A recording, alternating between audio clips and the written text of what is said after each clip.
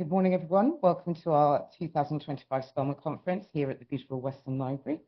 It's wonderful to see so many familiar faces, but meet some new colleagues as well. As chair of SCOLMA, I'm delighted to open what promises to be an engaging and productive day. For those who may be new to our organisation, we serve as a vital forum for librarians, archivists, and others concerned with African studies materials and collections across the UK. But our reach does extend far beyond our borders, as we and deal with colleagues and researchers throughout Europe, across Africa and the US as well. Through our diverse activities, we've built a support network for African studies research, and our journal also provides a platform for scholarly discourse, and our conferences and seminars like today's gathering create spaces for professional development and intellectual exchange. Today's conference theme, Through the Generations, Youth, Aging and African Studies Collections, addresses the following question: how have generational change and the experiences of different generations been understood and recorded in the past? How do shifts in technological expectations shape how different generations expect to access the past? And how do digital technologies change the balances between written records and oral tradition? And how can our collecting practices adjust accordingly? Tackling these questions and kickstarting proceedings, we welcome our distinguished keynote speaker, Dr. Buhle Mbambo-Thata, University Librarian at the National University of Lesotho, who will explore how the youth hold the future of the past, and we'll be discussing creating infrastructure for engagement between youth libraries, archives, and museums in the digital preservation of African knowledge. So, following the keynote, our first panel will examine practical approaches to engaging young people with African history. We'll hear about innovative projects like Story Explorers at the British Library, educational initiatives addressing transatlantic slavery, and Justice to History's work in transforming how African history is taught in UK schools. After the lunch and our AGM, the afternoon will dive deeper into digital technology and preservation across generations, exploring how we can bridge traditional knowledge systems with contemporary digital practices and approaches. And our final panel will bring together our panel chairs to reflect on the ideas shared throughout the day and the presentations, and what key points librarians and archivists should take away to influence our practice. And last bit. Before we begin, I want to acknowledge and celebrate the hard work of the organising committee. Couldn't have done it without you, thank you so much. And say massive thanks to our amazing speakers and panel chairs as well, along with all the presenters for their contributions today. A lot of people have travelled very far on a very hot weekend, so really appreciate your presence here. Your dedication makes gatherings like this possible and ensures that SCOLMA continues to evolve and respond to the changing needs of our community. And I'd also like to lastly thank our generous sponsors, Adam Matthew, African Studies Association UK, the Centre of African Studies Cambridge, Coherent Digital, the International African Institute, and Taylor and Francis, who have made Dr. Mbambo-Thata's travel possible all the way from Lesotho, as well as supporting full early career professionals and researchers. So yeah, thank you for being here, and I look forward to a stimulating and productive conference. Please make sure you network during the breaks, and also HOGARTH representation have a bookstall outside. Please peruse their titles as well when you can. So I'll hand over now to okay.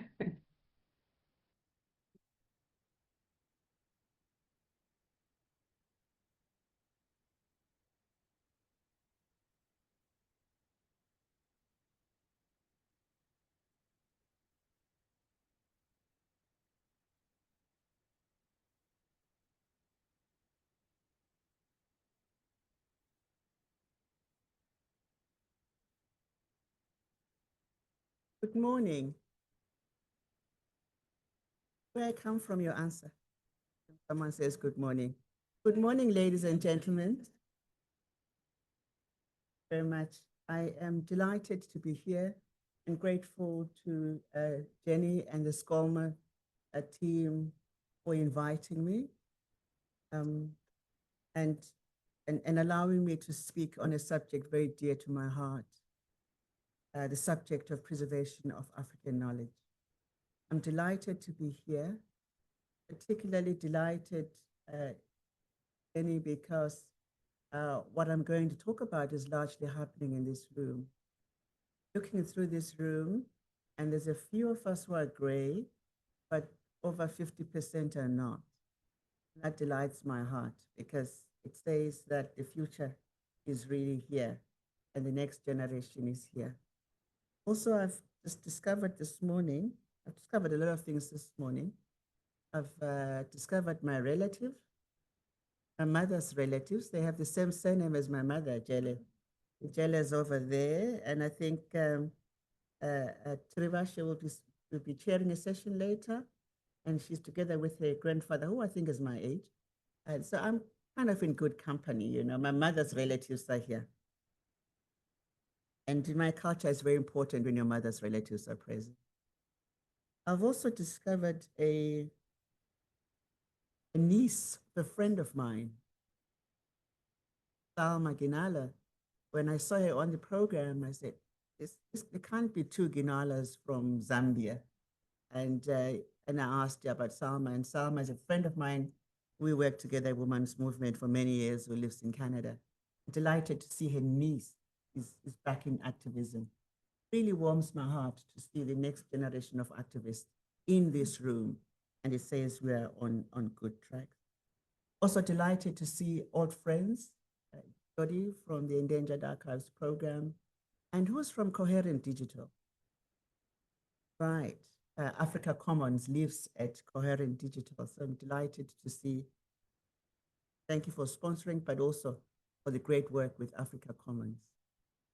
That picture of me there is from Africa Commons, subject very dear to my heart. Morning up, I believe there's going to be a Q&A. Right. Morning, I'm delighted to speak on the subject of the youth and Africa's knowledge heritage. I could speak about it by the whole day, but I think I'll try and stop myself to 30 minutes. And I will speak about almost like a three-legged process of the youth on one hand, of knowledge on the other, and of digital on the other, and the intersection of the three. My title was rather long, and it was purposeful. It was to bring all those my ideas together. The youth really holds the key to the past and in making the past alive.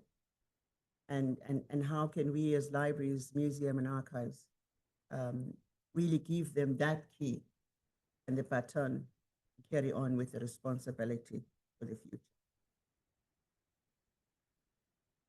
That's the outline of my presentation. As a good librarian, I like to be organized. And sometimes I'm only organized this far and I digress during the presentation. But talk a little bit about the theme, Africa's population data, print collections, the dynamics around the print collections and access to them. We'll talk about the youth. I talk a little bit about digitization of collections, the opportunities, the issues, the current practices and what could be done. And then I'll talk about some anti-aging solution, and this has got nothing to do with our age, but to that of collections. And then before I come to a conclusion.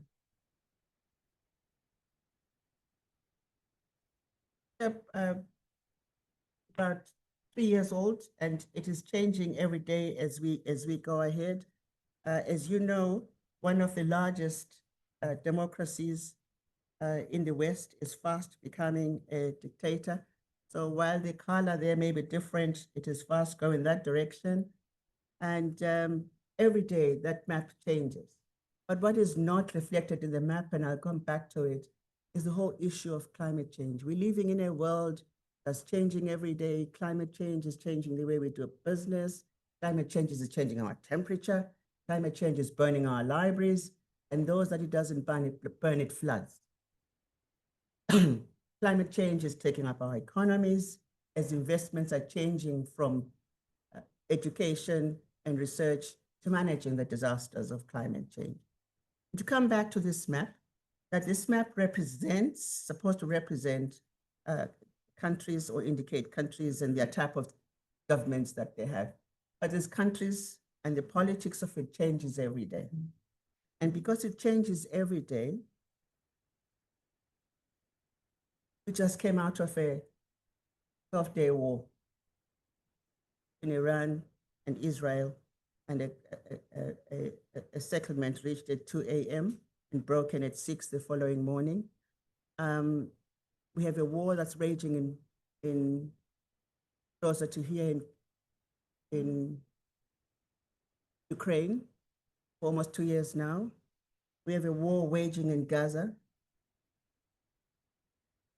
That's been going on now also for just over 2 years. And while these wars seem to be far away from us, they affect our work, they affect our government's budget, they affect our government's spending, and they affect our library. We've seen how many library budgets have been cut. And when they get cut, librarians and library directors begin to prioritize which areas they will grow. And usually the smaller collections are the ones that go first.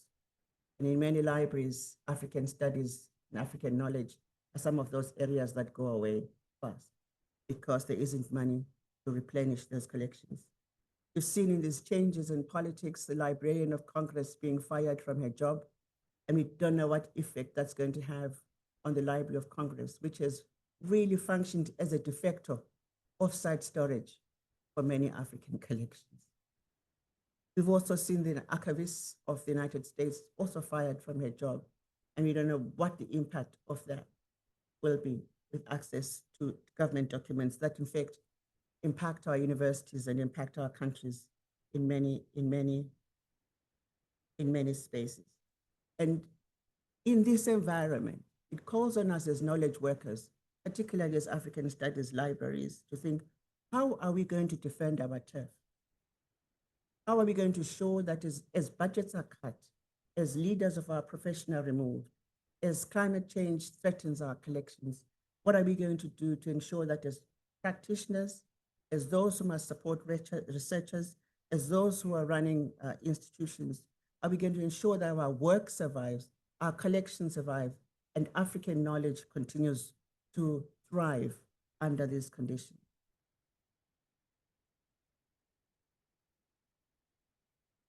When I saw this theme, and in the context of this environment that I've just outlined, I had many questions were raised in my head. What does this theme meaning to get? And I got this before the agenda was drawn, and I was delighted to see that the outcome actually answered some of my questions. The outcome of the agenda answered the many questions that are there. So some of the questions that ran through my head, and some made it to paper and some didn't, are African studies collections aging?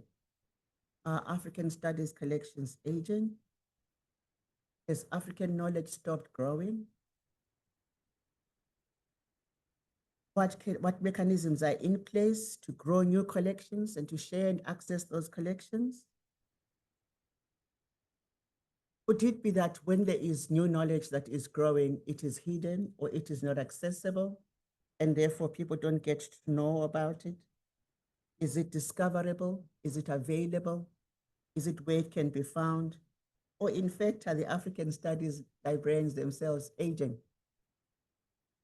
But I was delighted to see that in the program today, that there's exciting projects and programs in different universities that seek to answer questions number 3, the question number 2, what are the mechanisms in place to renew collections, new ways of developing knowledge and new ways of disseminating knowledge?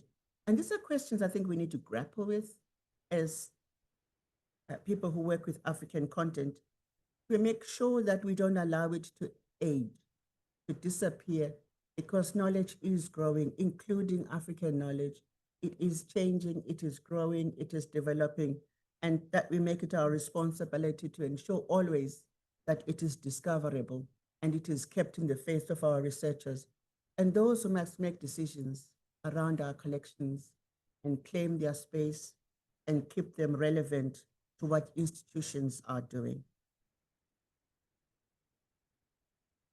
So having spoken a little bit about the space for our collections, and with the hope that during the one day here, we are going to answer some of those questions, I want to talk a little bit about Africa's hope. As we know, it has been said several times that Africa's hope is the youth of its population. I noticed a typo in my abstract that it said the average age was 9. I wish it was, but it's 19, not 9. And while the population of Europe, average population of Europe is 44 years old, and the average population of the world is 33. Average population of Africa is young. That means it's really a young continent. And why is it so important that or why are we excited by that the population is young? It means that we have a group of people who can work, who can develop ideas, who can take the continent forward, who are not yet aged. 40% of the African population is below age of 15. That of the world, 25% is below the world, for the world, 25% is below 15. And that's again, a huge demonstration of that, really the hope of the continent. And it's the only continent that is that young. And which means that when a lot of our continents are aged, the African population will still be on the rise. And at the development of our knowledge, it is my hope that the development of our knowledge will also rise to meet that population group, and that population group is included, prioritizes the importance of knowledge together with technology, together with fashion and music and other things that they're interested in. The youthful population speaks to productivity. They run faster, they work faster, they've got more energy, they are on the go. A youthful population also speaks to being digitally savvy. They were born into a digital environment. And this sounds ironical, but thanks to COVID, they had to develop skills to survive during COVID. And the post-COVID generation lives online, works online, understands only working online. If they lose their phone, they're completely lost. And if you allow me to digress, about 10 years ago, my last son was in high school, and he was going off to a rugby match. And phones go missing at a rugby match. For some reason, I think when they start jumping up and down, they lose their phones.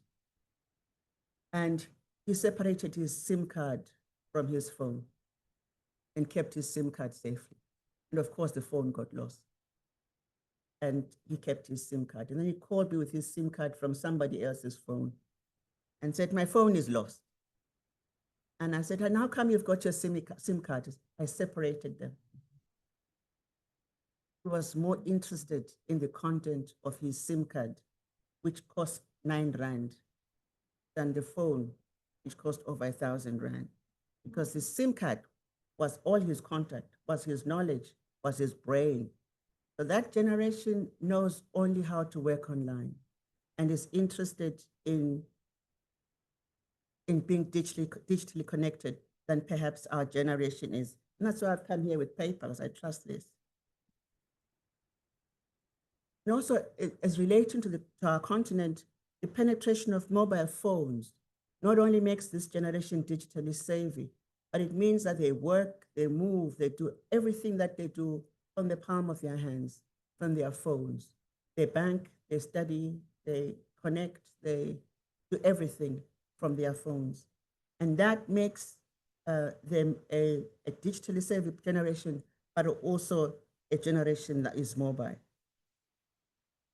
And that increases the whole notion of the hope we have in our youth.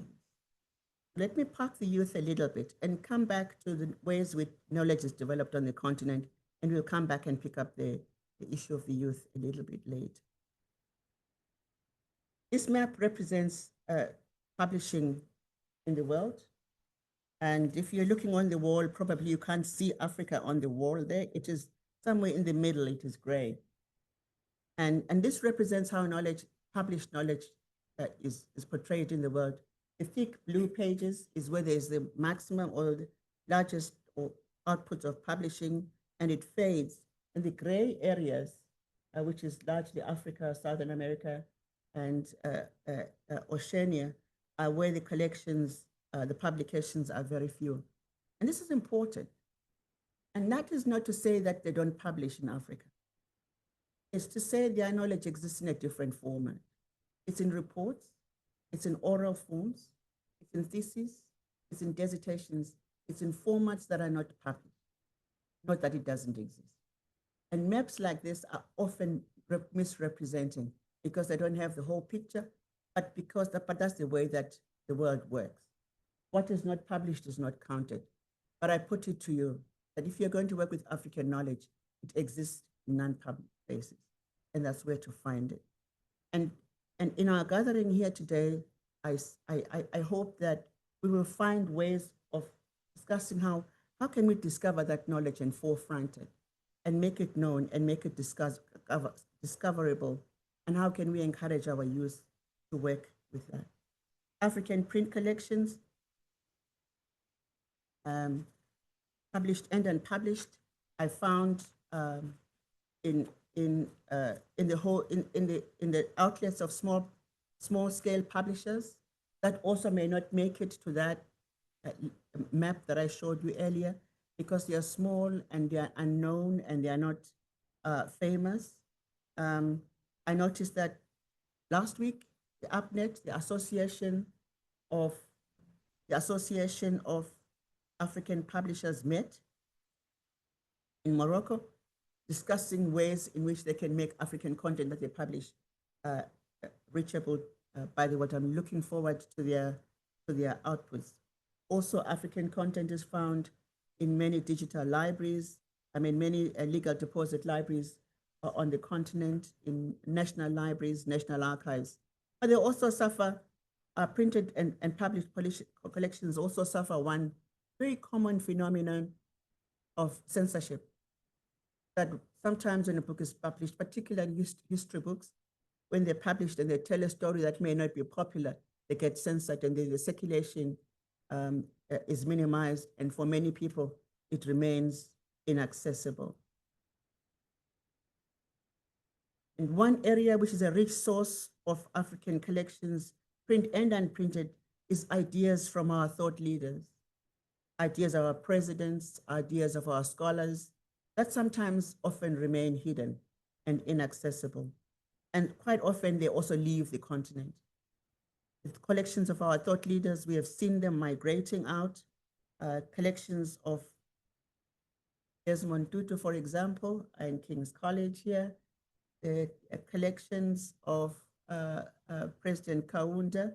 Some of them are at New York Public Library, and some of them are University of Massachusetts. But we're delighted also that the collections of President Mbeki, or at least my university worked hard when I was at UNISA, worked hard to prevent collections of President Mbeki leaving the continent. And the university set up a library at the University of South Africa to preserve the collections of President Mbeki on the continent, so that scholars within the continent, students within the continent can access his thoughts as a great thinker, liberator of the continent. President Mandela's library is also available in South Africa. President Obasanjo is also in Nigeria, has also set up a library. Some of the Desmond Tutu collections that have remained on the continent were digitized, but they've remained inaccessible when he died, and the foundation ran out of funds to make them, to disseminate them. And I know that my colleagues at Coherent Digital are working with the family to try and have them published on Africa Commons. Question that often comes to my mind is, in any of these spaces, to what extent are the youth involved in the publishing and printing of these collections, or accessing or organizing of these print collections? And also, to what extent in the publishing industry are we leveraging technology? I was excited to find this information that there are a number of youth-oriented publishing agencies, and they exist to give youth an opportunity and to give youth a voice. Nali Bali is in South Africa, and it works to publish youth manuscripts online and in their own languages.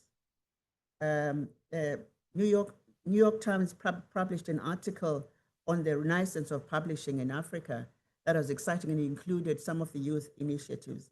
But I was particularly excited to find this one from North Africa, in which youth are involved in developing policy. And this picture is from that movement in North Africa, in which the youth are involved in shaping the publishing policy that influence how they are represented and how they work in North Africa.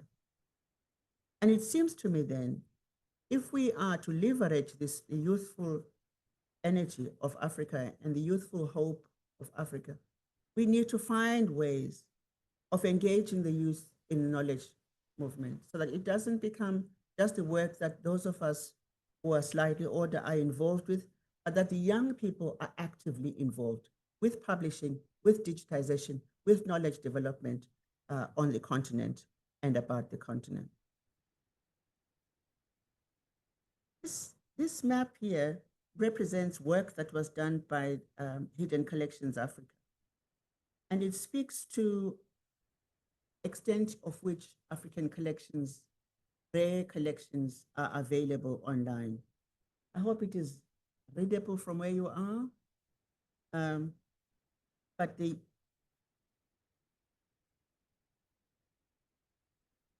this represents 24% said none of their rare collections are processed.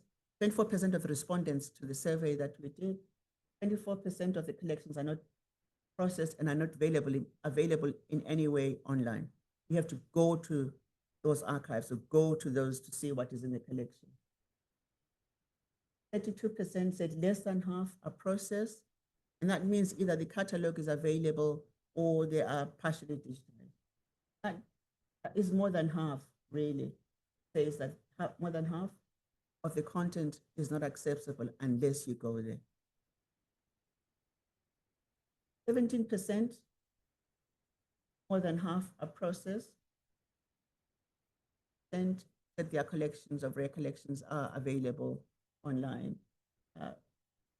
Surprised to see that there are some who didn't know that responded to the survey. That's even a SEDA case. But what this means is that a lot of work needs to be done to make African collections visible. Otherwise, we'll say they don't exist. As you know, what is not digitally available these days doesn't exist. This is where the effort ought to be, make these collections available. And in the next few slides, I will look at some of the initiatives that have worked to digitize collections. There's been some externally funded work by DISA, and but History of Southern Africa was one of them. And some of the great work that DISA was supposed to include the Vetsani archives that Rashi is going to talk about or is working on, and also the Liberation Archives of Southern Africa. That collection was digitized with a 5-year program, funded, and those collections, because the funding did include the publishing. But again, the great work of Africa Commons is going after it to then bring it out to be visible to the world. There's the great work that the British Library does with the Endangered Archives program that gives out funding to digitize endangered collections. And there are a number of African collections have been preserved that way, from Ghana, from Ethiopia, from Kenya, from South Africa, from Lesotho, from a number of countries, as well as its counterpart, the Modern Endangered Archives in CLA. The Africa Commons, part of Coherent Digital, initially worked with material that was born digital and making it visible. That was somewhere lost on the web, and found it and made it visible. But now Africa Commons deliberately now digitizes collections to make them available. And they've done that in the Moy, at the Moy Library with the journalist collections. There's then the project Hidden Africa Collections that seeks to digitize African collections and make them visible. and that they would cease to be hidden because they have been made available. Another project that is very dear to me, that's not about digitization, but digitalization, is the work that Africa Commons does, which puts online journals that are published online, particularly open access journal, and the whole resource for African journals, both in English and in French. And a number of university libraries have become publishers because of the desperation to have African knowledge available, which mainland publishers would not take, will not publish, will not recognize. And a number of universities have turned on become publishers and open up their own website where they are publishing the work of their scholars, either through institutional repository or through open books, but making their work available. University of Cape Town is leading in this. University of Stellenbosch, my own university, the National University of Lesotho, has also set up a website for its own journals as well as textbooks. Need to scale and to speed up this in the light of climate change and wars and imminent wars and dictatorship closing and killing knowledge is just so crucial. We need to move with scale to digitize this content, to put it into alternative spaces, and to find ways and means of ensuring that these collections are available to the world and not lost to climate change or to wars. And we need to find ways of including the youth so that we use the youth energy and the skills and the dividend of the youth to be included in the digitization process and the knowledge development process, to give the youth the skills, create a policy framework, and give them relevant things to work with that are going to be meaningful to them, that are going to address their issues, that are going to speak to the situations that they understand. Absolutely essential. Somebody's speaking about the youth inclusion in knowledge development. Once said, how can you speak about the youth and what they should do when they are not present? I'm delighted that in this room there are so many young people today, and that really together we can work on how can we go forward together.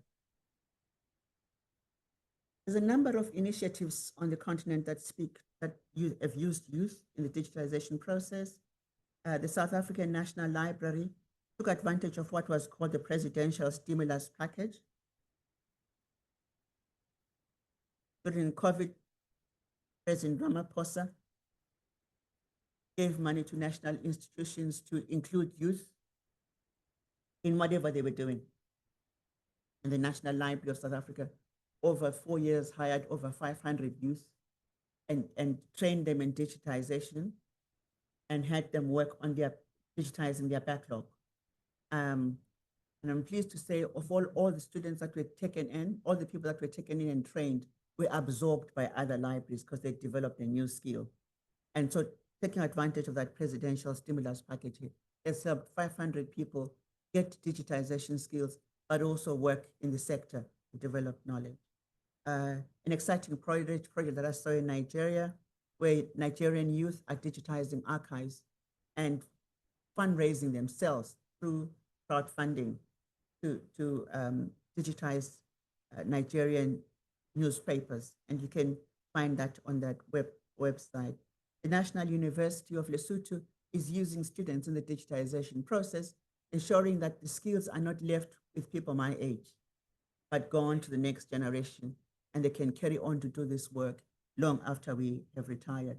Hidden Collections Africa that I mentioned earlier is starting a project where we're going to work with youth, use mobile phones to digitize collections. And this is so that digitization doesn't become expensive and difficult in that. But a lot of our phones are good computers and good digitizers. And we'll start a project in which youth will be employed to use their mobile phones to digitize African collections. And we put them online on the Council on Library and Information Resources website. So how can This is our anti-aging process. How can African knowledge be continuously renewed? Collaboration between institutions here in the UK and Africa, as well as across the world, stands as key. Collaboration in the dissemination, collaboration in the collection, collaboration in the development of knowledge stands as key. Because we will not only share the knowledge, we'll probably also share the resources, we'll probably also share the staff to make sure that the knowledge is developed, is gathered, is preserved, and is discovered. Is accessible. Digital exchanges of information that is already born digital or digitized will help to close gaps, and important that we continue to share that information so that we can deliberately digitally exchange content. Youth involvement is crucial because they are the future. They are the now. Long after our generation has gone, the youth, the current youth, and the bulk of Africa's population will continue to do the work. It is crucial that our generation hands over the baton to them with both the importance of the work, so that they have the understanding about the importance of the work, the need to do it, and the skills with which to do it. So as I conclude, do the youth really hold a key? I'd like to put it to you that the youth is central to the survival of the development of the African continent, but also the knowledge sector in particular. Because if the youth don't get it, if the youth don't respect African knowledge, if the youth don't make it their business to make sure that African knowledge survives, thrives, and carries on, it will die with us.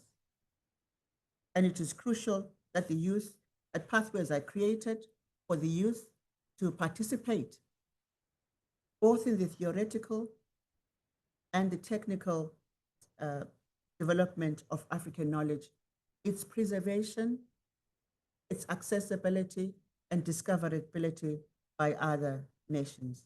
It is crucial that exchanges of knowledge amongst equals, as people who develop knowledge, that continues to grow, and that the youth are involved in those exchanges and not silent bystanders. Scaling youth initiatives is imperative. I strongly believe that collaboration in this great work of developing, preserving, and making work on African knowledge accessible is key to ensuring that African knowledge exists, African knowledge continues to be accessible, and African knowledge does not age and disappear. Thank you for your attention.